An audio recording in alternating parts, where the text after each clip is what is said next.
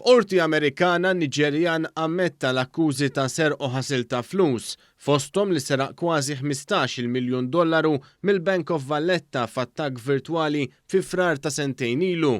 Il-ħajja lussuża l-influencer Niġerjan Ramon Abbas ta' 37 sena mistennija tiġi fit-tmiema wara li f'Qorti f'Kalifornja wieġeb ħatja l skemi qarrieqa oħra li swew lill-vittmi kważi $24 miljun Amerikan. Din l-ammissjoni tista' twassal biex dak li għandu ma' 2.5 miljun persuna isegwuh fuq Instagram jispiċċa l-ħabs għal 20 sena.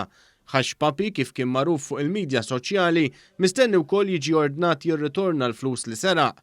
Huwa kien jippubblika bosta ritratti mill-ħajja lussuża li kien jgħix fosthom il-bies ekstravaganti u karozzi li jiswew ferm.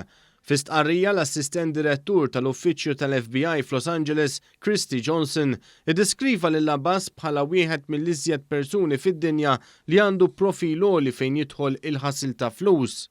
U mifhum li Abbas ingħaqad ma' 3 hackers Korejani biex iwettaq is-serq b'mod virtwali fosthom minn fuq il-BOV.